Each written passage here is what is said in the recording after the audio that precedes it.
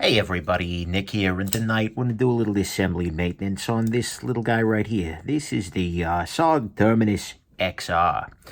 Interesting piece. Looking forward to getting up in there and checking it out.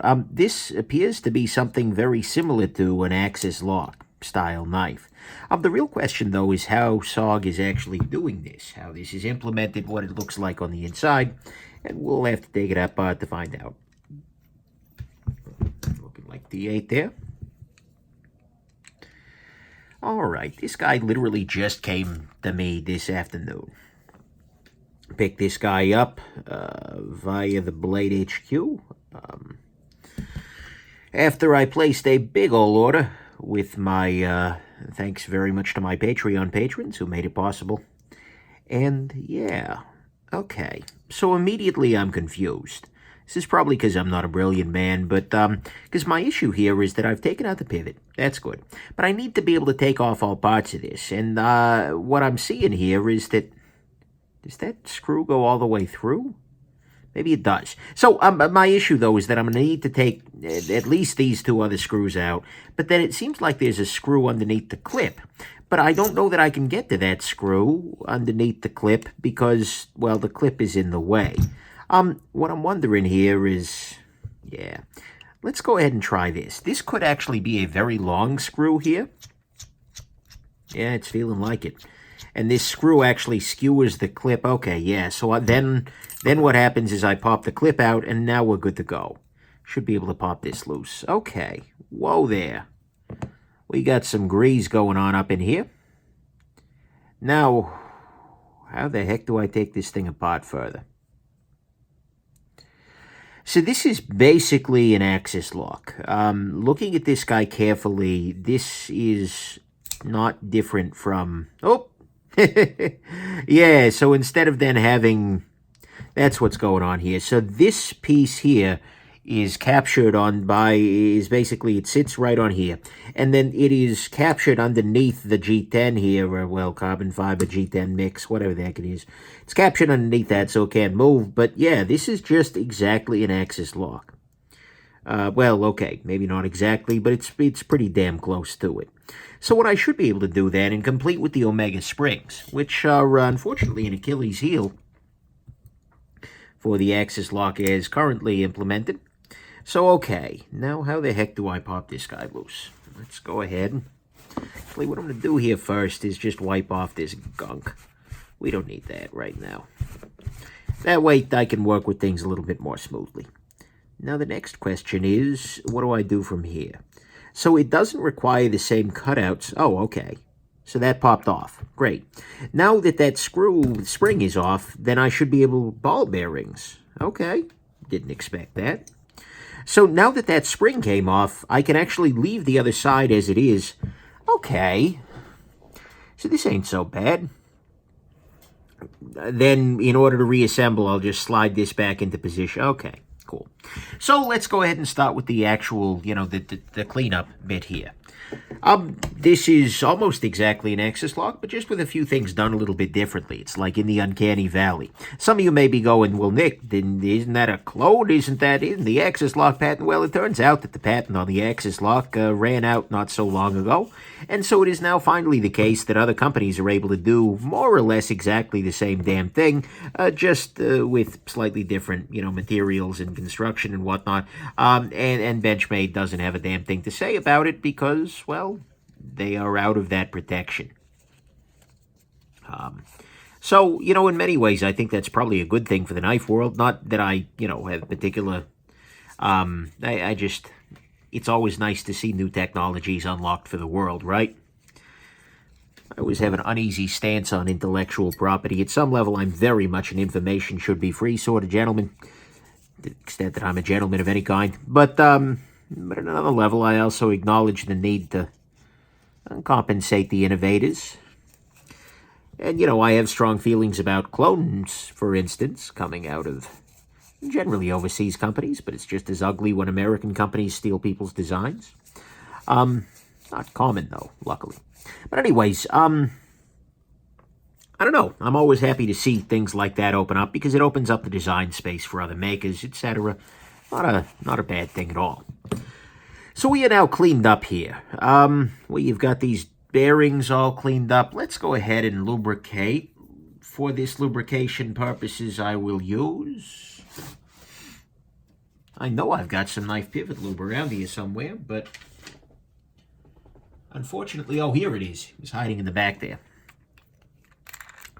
I filmed a review of a briefcase, and briefcases are freaking huge.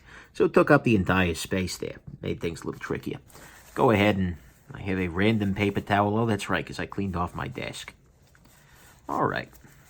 This guy just arrived on my table this afternoon, and because I'm going to want to film it, I decided I would just go ahead and do this disassembly now. Call it a freaking day. So one thing you'll notice that there is a D shape to this pivot, which will prevent it from being free spinning, but will also require you to put it in a very certain configuration.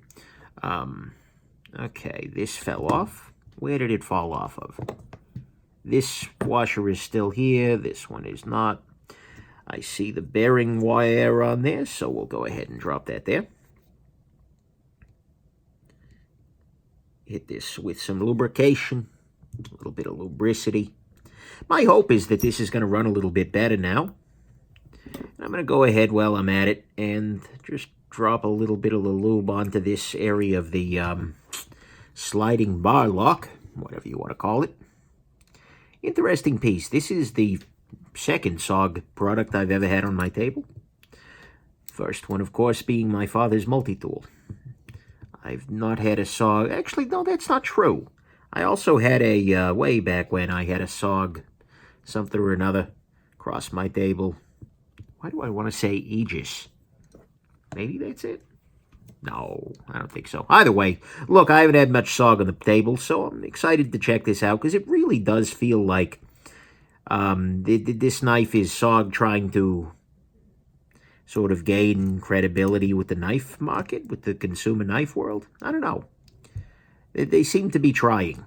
And anytime a company wants to try, I want to support them in that. Okay, so now here comes the fun, potentially. What I need to do is I need to do two things. First, I need to hook this little corner right here on this little pin right here. And it's got a little groove in there. Hopefully it shouldn't be too bad. Come on. Okay, that's hooked. Good. Hey, that was easy. Then I need to drop this little spring, this little rear, this edge of it on the back there. That needs to go into this little hole right up here. Come on. Here we go. That's in. And I just disgorged the stop pin. So that's not great. Let's go ahead and pop this back loose again. There we go. I will... how do I do this effectively? I will pull this back. Damn. I was so close. Come on. Pop it loose there, bro. There we are. All right. Now what I'll do is this, lift this back off. This little stop pin here is going right here. Is this blade magnetized? Is this my life? All right. Yeah, this blade is absolutely and totally magnetized. It's kind of cool. I don't think that means anything. Certainly shouldn't play a role. But it's also certainly interesting and different. This stop pin doesn't feel like it super wanted to seat there, but... And there went my bearings. All right. With everything being so magnetic, everything is a little complicated, but what we'll go ahead and do is reseat this. Missing pieces? No. Okay. Reseat this here.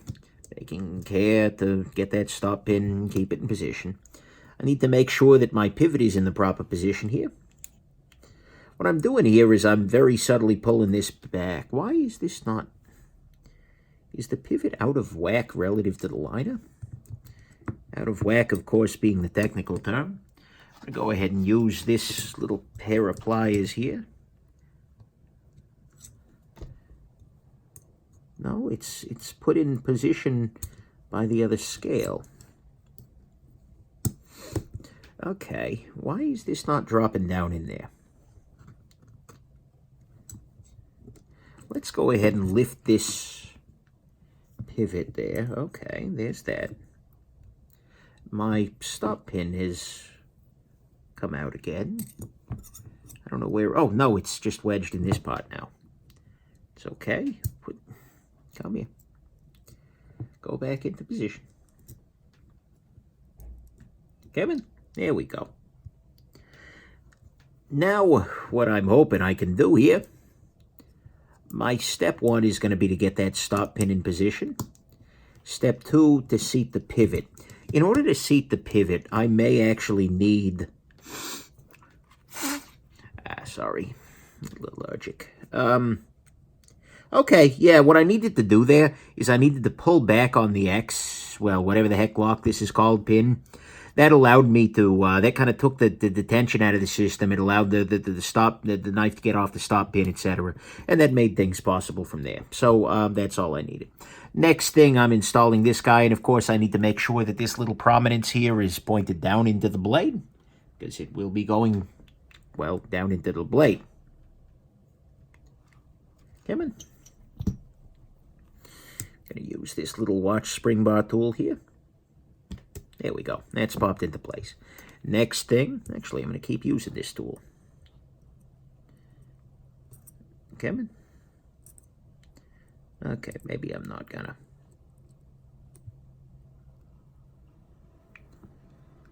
Come on. So close. There we go. Okay, now that's it. Great. Now the next step is going to be to put this guy in. You can see here it's got a big hole, and I put the big hole on the, whatever you call this, lock bar. Did I lubricate everything? Yeah, we're good. We're good. Okay, great. Now I put that there. Next step, I'm going to go ahead and, where's my Loctite? Have I just wrecked everything? No, here we are. All right, good. You go there. Pivot. Come here, pivot. Go ahead, Loctite you down. Looking forward to giving this guy some pocket time. Honest pocket time. As opposed to dishonest pocket time. No, I am. I think, you know, the very, very best outcome that could come from this is that SOG is really, really doing good work here. I mean, initially, it feels like it's actually pretty decent. Is this the right orientation for this clip? Yes, it is. Okay. So the blade is no doubt way too tight right now, but I'll go ahead and put the clip in because why not? Go ahead and use a little bit of this. But anyways, I'm really hoping that SOG is going to wow me here. So the reason that this kind of came across my mind, I suppose, and then eventually across my table is actually Tony of EverydayCommentary.com. He is co-host of Gear Geeks Live. He got this guy last year and really was impressed with it. And Tony is not an easy man to impress. I respect, he is one of the people who, when he talks, I listen in terms of gear. You know, we don't always agree on everything. He has very different tastes, but fundamentally, Tony, he knows his stuff. Make an argument he knows it better than I do. But anyways, Tony really liked this guy and took it very seriously, and so that inspires me to do the same. And I probably could have done this sooner, but, you know, it's always waiting for a gap on the table and waiting for availability. Okay, this is going to be... Whoa. Okay. I was going to say that's going to be too tight, but it wasn't at all. As a matter of fact, that's actually a really nice action. Let's see if I can... right now, there's a little tiny bit of blade play. No blade play at all. Dead centered.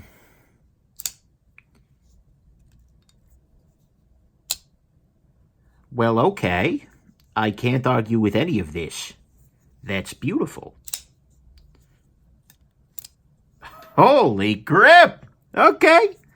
That ain't bad. Cleaning this guy out, lubing up the balls, getting that nasty lubrication. I'm just putting a little bit of lubrication on the, just on the tang of the blade there where the, whatever the heck you want to call this lock goes up on over that.